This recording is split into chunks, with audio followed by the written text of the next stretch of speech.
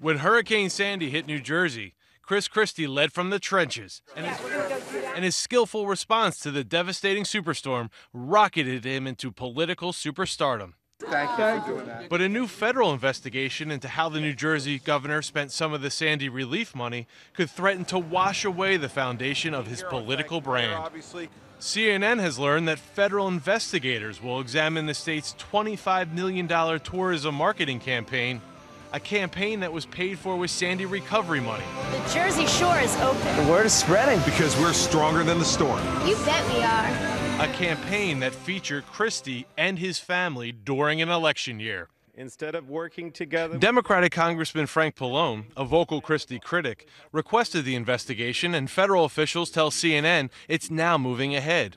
But Pallone says this is not about politics. This was money that could have directly been used for Sandy recovery.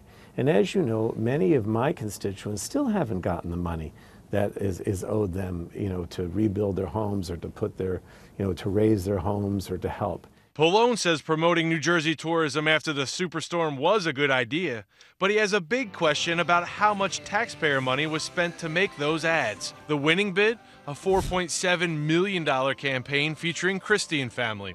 The next lower bid that lost out was nearly half the price, at $2.5 million, and wouldn't have featured the governor, according to Pallone. The ads caused controversy as they hit the airways while Christie was running for re-election. Christie's opponents slammed him, arguing it gave the incumbent governor an unfair advantage, and Senator Rand Paul addressed it at a hearing in November. You think there might be a conflict of interest there. That's a real problem, and that's why when people who are trying to do good and trying to use taxpayers' money wisely, they're offended to see our money spent on political ads. That's just offensive. At the time, Christie aides said the winning bid provided more value, and today the governor's office released a statement saying, "Federal agency reviews are routine and standard operating procedure to ensure that funds are distributed fairly. We're confident that any review will show that the ads were a key part in helping New Jersey get back on its feet after being struck by the worst storm in state history." But after an initial review of the Sandy relief spending, the Office of the Inspector General at the Department of Housing and Urban Development has concluded that there is enough evidence to launch a full-scale investigation. Taxpayer dollars that could have been used for Sandy relief were used for ads promoting the governor, because he was in them with his family, during an election campaign. Christie's office questions the timing of the investigation. Indeed, it couldn't come at a worse time for the scandal-plagued New Jersey Republican. Christie is already facing 2 probes into whether his staff tied up traffic near the country's busiest bridge to punish a Democratic mayor who refused to endorse him.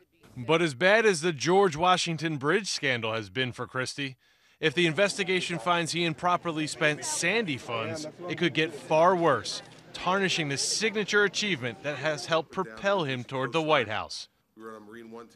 Now, the HUD Inspector General's office confirms they're investigating, but it will likely take months before a full report will be released to the public, Jake. All right, Chris Fraze, thank you.